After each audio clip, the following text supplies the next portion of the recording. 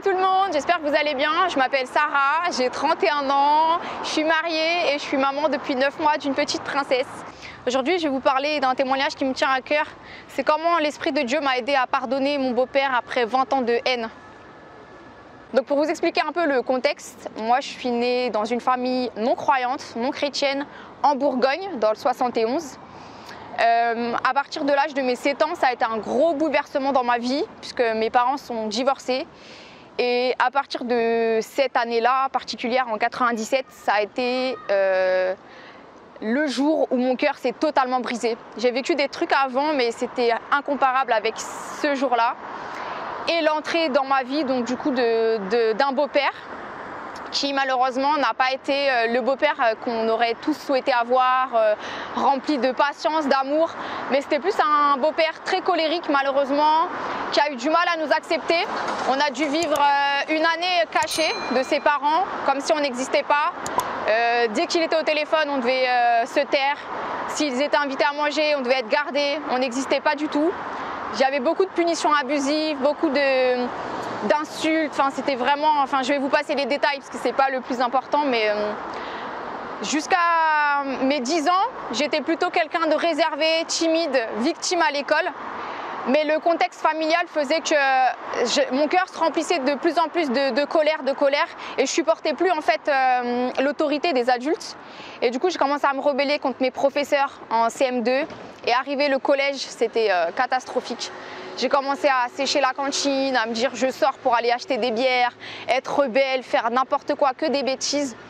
Et en parallèle, j'avais écrit une lettre au tribunal pour me dire je veux vraiment partir. Parce qu'à l'époque, je voulais déjà partir, mais on m'a dit que je devais attendre que je sois grande. Donc j'ai attendu d'être grande pour mon niveau. Et quand j'ai fait cette lettre au tribunal, ça a empiré la situation à la maison. C'était vraiment genre une atmosphère très lourde, beaucoup de colère, de haine, des insultes. Pour vous dire, un jour, j'avais même ouvert la fenêtre de chez moi. J'ai dit, je vais sauter, j'en ai marre. Et mon beau-père, il m'a dit, vas-y, saute, je m'en fous, de toute façon, t'es pas ma fille. Et c'était vraiment que des situations comme ça, où j'étais tout le temps punie, je devais copier 100 lignes, je dois pas répondre, je dois pas répondre, je dois pas répondre. C'était vraiment très lourd. Alors, je préférais me dire, je veux partir. Et quand j'ai eu la réponse du tribunal, on m'a dit que je devrais attendre jusqu'à mes 14 ans pour passer en jugement. Et donc du coup, j'ai dû attendre à peu près de mes 12 ans à mes 14 ans encore dans cette atmosphère qui faisait que de s'empirer. Et du coup, au final, je commençais à traîner dehors. J'ai déjà une amie, vas-y, je viens chez toi. Elle faisait genre, je viens chez moi.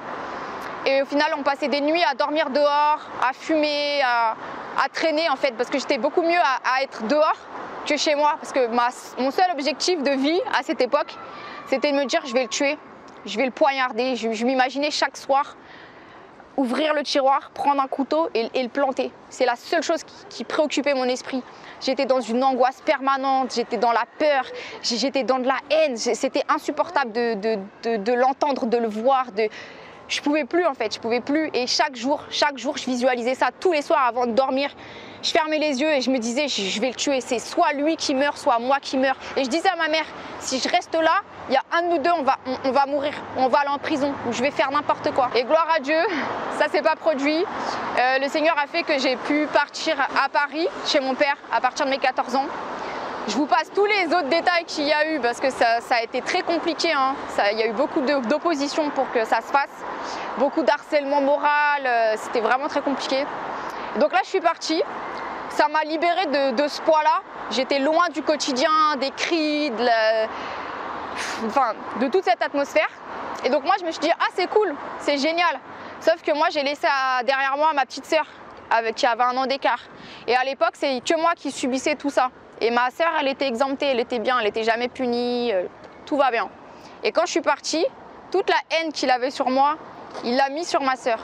Et moi, à l'époque, peu importe ce qui se passait, tant que c'était sur moi, je me disais c'est pas grave, c'est pas grave. Tant que c'est moi, c'est pas grave. Et là, quand ça a commencé à toucher ma petite sœur, ça m'a fait un brisement.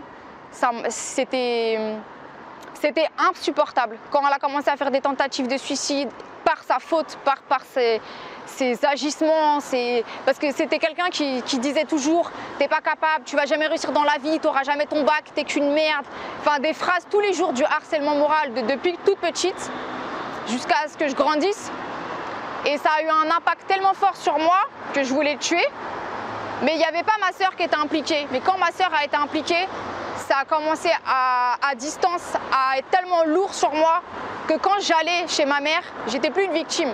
J'étais la personne qui commençait à l'insulter, à lui parler tellement mal, à vraiment... C'était très très conflictuel. À travers ça, j'ai vécu toute ma vie avec beaucoup de cauchemars où le diable voulait me tuer. J'ai déjà fait une vidéo sur ma chaîne YouTube sur cette partie-là si vous voulez voir. Et du coup, je vivais dans la peur, dans mes cauchemars.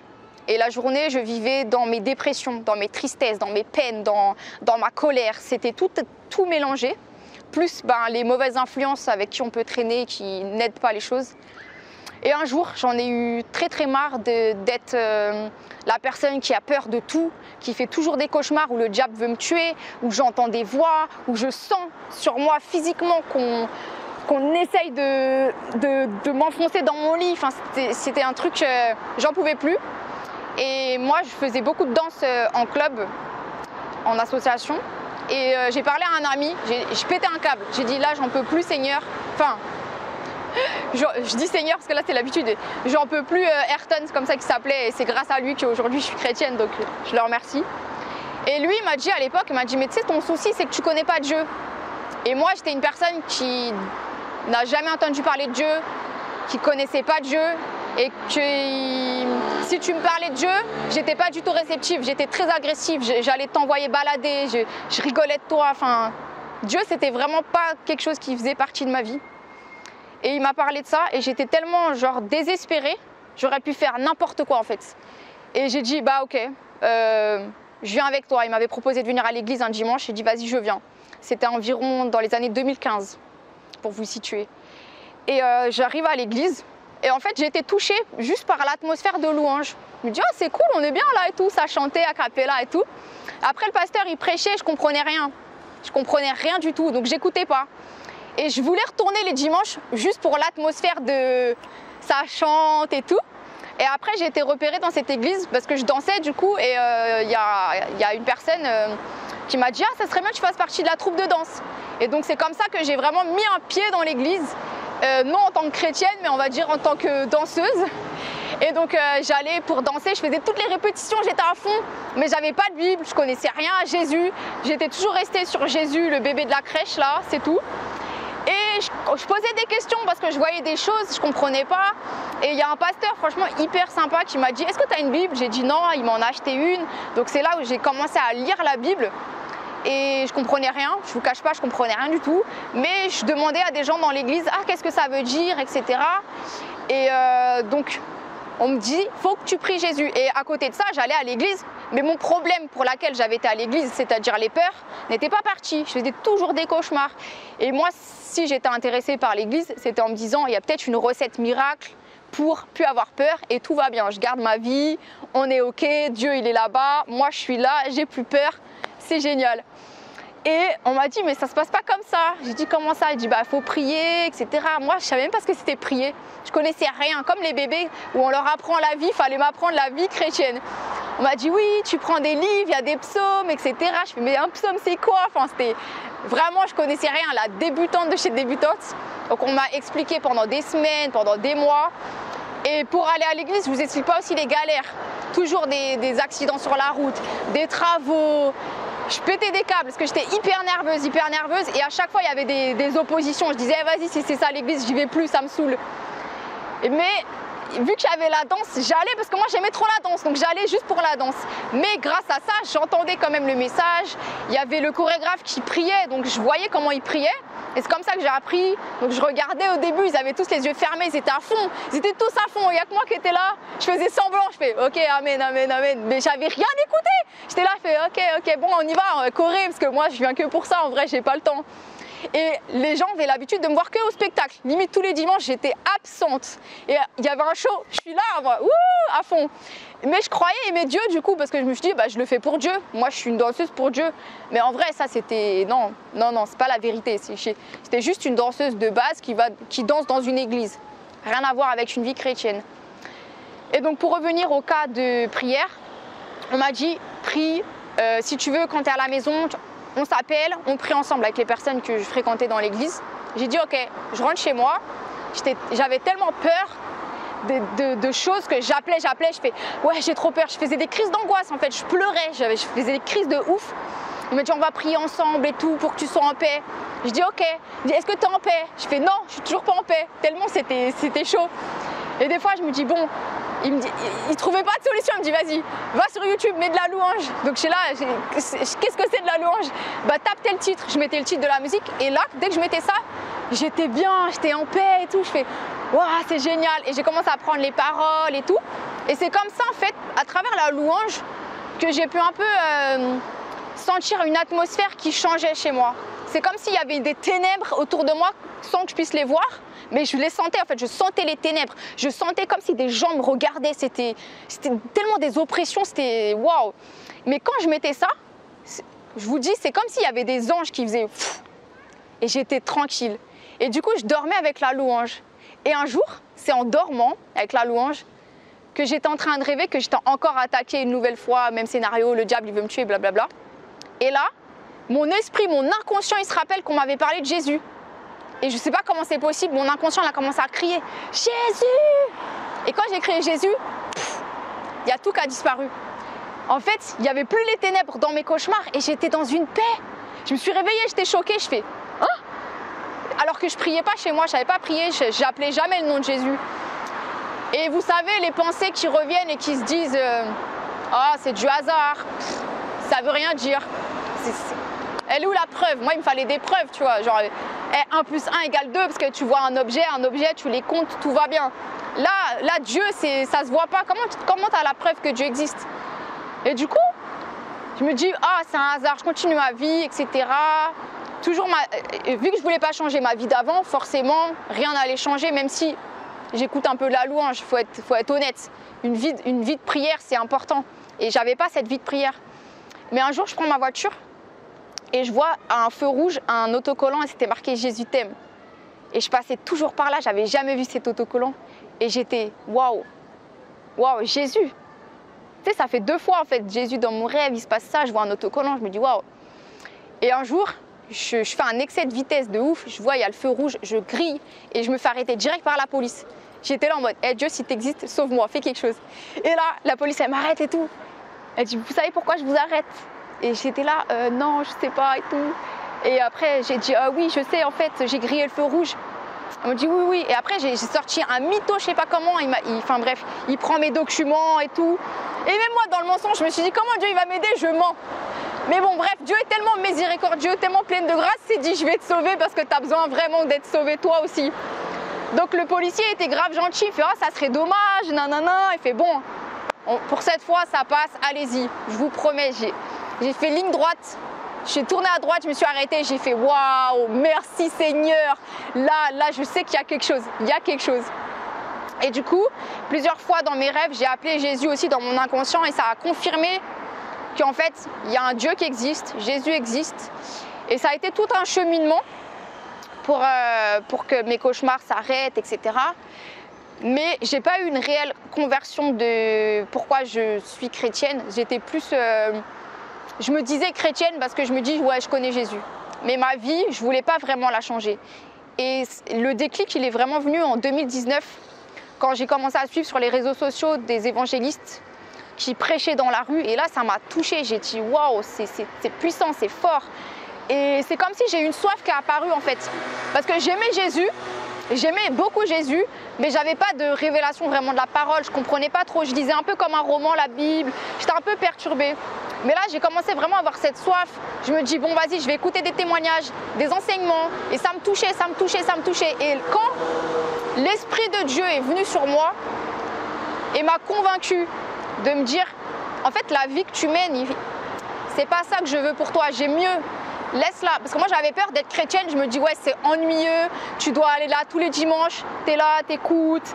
Tu dois t'habiller de telle manière, pas de casquette. Tu sais, je pensais qu'en fait, être chrétien, c'est trop de règles. Une prison. Alors que pas du tout. En fait, c'est tout le contraire. La vie chrétienne, c'est vraiment la joie. Tu viens comme tu es et Dieu t'a choisi pour qui tu es, pour ton cœur, pour toutes ces choses. Et pas pour un habit, etc. Et du coup, et ben là, quand le Saint-Esprit m'a convaincue, je me suis dit, Jésus, tu connais ma vie, tu connais mon cœur. Il y a quelque chose que j'ai dans mon cœur, c'est une haine profonde contre mon beau-père. Et tu dis dans ta parole que je dois pardonner, que je dois aimer mon prochain. Je dis j'y arrive pas et je suis pas capable et j'ai pas envie. Je lui ai dit Seigneur, j'ai pas envie de pardonner. Elle a détruit ma vie, détruit mon enfance parce que je vous ai raconté vraiment presque rien de tout. Mais j'ai dit il a gâché 3 vies, ma sœur, ma mère, la mienne. Je peux pas pardonner, je peux pas. Mais je t'aime Seigneur Jésus. Donc si c'est ta volonté, c'est toi qui dois m'aider, c'est pas moi. J'ai dit fais quelque chose s'il te plaît, fais quelque chose. Et donc j'ai commencé à laisser l'esprit agir. Et je vous dis pas que c'est facile, hein. C'est pas genre wouh, je me lève, j'ai envie de pardonner. Non, c'est un processus. Et quand tu fais cette étape-là, tu pardonnes de base, c'est pour toi. Parce que ça te libère. En fait, pardonner, ça libère les poids, les fardeaux. Parce que j'avais toujours des scénarios dans ma tête. Je repensais quand même en me disant mais faut que je me venge, faut que je me venge. Et en vrai, Jésus lui-même, il est venu sur cette terre pour accorder à tous le pardon. Lui qui n'a rien fait, il a subi tellement de choses à notre place que je me suis dit, mais Seigneur, si tu as fait ça pour moi, je dois être au moins capable de faire ça pour toi. Je dois faire au moins un truc pour toi. Sinon, c'est pas ça, quoi. C'est pas la vie. Et donc, j'ai demandé beaucoup de prières. Et donc, de 2015, où j'avais commencé déjà à prier pour ce sujet, à 2019, je me suis baptisée en 2019, 23 juin. Et il y a eu donc la séparation de ma mère et mon beau-père. Et donc là, je me suis dit, waouh, Seigneur, t'es trop balèze. Délivrance totale et tout. Et donc, il y avait l'occasion de me dire, waouh, il faut que je me venge et tout. Il y a la séparation, c'est l'occasion. Mais je me suis dit, non, je me ressaisis. Il faut que j'y aille et que je sois un témoignage vivant devant ma famille athée qui ne croit pas en toi, que tu es un Dieu vivant et que tu es un Dieu d'amour. Et quand on y allait, il y avait toute ma famille pour déménager. Et je me suis éclipsée parce que je me suis dit si je reste dans l'ambiance avec mon beau-père qui insulte ma mère et tout, je vais péter un câble. J'ai dit Seigneur, j'ai pas la force, je vais péter un câble. Je m'isole, je vais voir la mère de mon beau-père. On parle franchement dans la paix, je lui parle du Seigneur, je lui parle du fait que je vais le pardonner parce que Dieu est amour. Mais je lui explique quand même les choses qu'on a vécues qu'elle ne savait pas. Et à partir de ce jour-là, du coup, il y a eu vraiment quelque chose qui a fait que je sentais que mes amis de Paris, parce que c'était en Bourgogne hein, le déménagement, priaient et intercédaient parce que quand il était à côté, il s'agitait.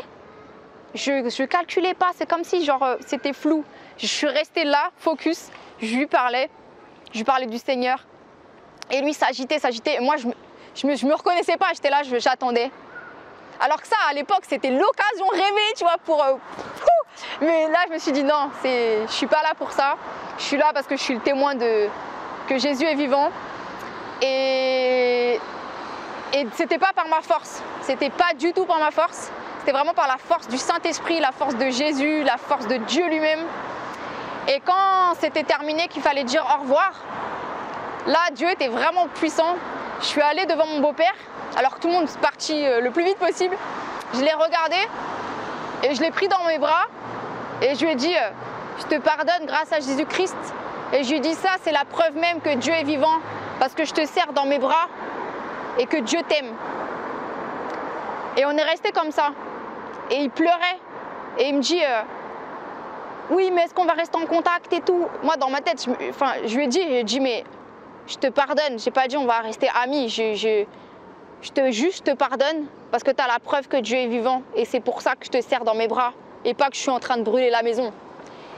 Et du coup, j'ai fait ça, cette action-là, qui aux yeux de ma famille, du coup, est passée pour la plus grande traître. J'ai pas compris, pourquoi tu fais des câlins, nanana. J'ai dit, vous pouvez pas comprendre. Je le fais parce que Dieu me demande de pardonner. Et là, aujourd'hui, peut-être qu'ils vont comprendre les raisons s'ils voient ce témoignage. Et je peux vous dire que depuis ce jour-là, avant, quand je pensais à mon beau-père, je pensais que les caractéristiques mauvaises de cette personne, toutes les choses mauvaises qu'il a faites, il a fait ci, il a fait ça, j'avais toujours des accusations, de la haine. Mais sauf que maintenant que j'ai vraiment l'Esprit de Dieu et que j'ai prié pour avoir le cœur de Jésus, quand je pense à lui, j'ai de la compassion, j'ai de la peine pour lui en fait. Et des fois, je me surprends à me dire, il faut que je prie pour mon beau-père. Il faut que je prie que Dieu, tu puisses le toucher, que son cœur soit touché, qu'il donne sa vie à toi et que lui-même puisse demander pardon. Parce que je me suis dit, c'est pas normal d'être comme ça. On n'est pas né pour être méchant, on n'est pas né pour faire du mal autour de nous. Et même moi, j'ai fait du mal parce que à travers ce que j'ai vécu, moi-même, je suis passée de victime à bourreau. J'ai fait des victimes parce que à l'école, j'étais très méchante avec des personnes. Je les ai victimisées, je les ai frappées, je les ai insultées. J'ai ruiné la vie de professeurs, d'élèves. J'ai fait tellement de choses mauvaises qu'eux-mêmes, ils pourraient dire pareil de moi, en fait. Et je suis pas mieux que quiconque. Enfin, chacun de nous, en fait, on n'est pas parfait et on a tous besoin d'être pardonnés. Et j'ai dit, si Dieu m'a pardonné, moi, tout ce que j'ai pu faire subir aux autres, ben, je peux pardonner aussi. Et je ne dis pas que c'est simple et qu'un jour, on se dit, allez, j'ai pardonné, tout est fini. C'est un processus. Mais Dieu, lui-même, il va vous aider. Le Saint-Esprit, il a été envoyé parce que c'est un consolateur. Et le consolateur, il est là parce qu'il va t'aider, il va te directionner, il va t'encourager. Jamais le consolateur, il va te dire une pensée genre, non, lui, il n'est pas capable, lui, il n'est pas digne, lui, il ne mérite pas. Personne ne mérite le pardon. Moi-même, je ne mérite pas le pardon. Mais au final, on a la grâce que Jésus lui-même, il est venu pour qu'on ait tous le pardon. Donc je vous encourage vraiment à pardonner parce que Dieu le demande, parce que c'est sa volonté. Et Dieu, s'il le demande, c'est parce qu'en premier, ça nous libère. Ça nous libère d'un fardeau, ça nous libère d'un poids. Et vous vous sentez mieux. Et là, vous pouvez dire que vous êtes des chrétiens, des enfants de Jésus-Christ. Parce qu'à quoi bon être chrétien, mais lui je ne le pardonne pas, moi je fais ça, je continue de fumer. En fait, c'est pas être ça la vie chrétienne. La vie chrétienne, c'est que tu aimes tellement Dieu que tu as envie de lui faire plaisir. Et lui faire plaisir, c'est d'aimer son prochain. Donc je vous encourage vraiment à aimer votre prochain. Voilà, j'espère que cette vidéo vous parlera à quelqu'un. Et si vous avez besoin de pardonner, n'oubliez pas que ce n'est pas par vos forces, mais il faut demander à Dieu. C'est que le Saint-Esprit. Donc on est ensemble les amis et restez bénis.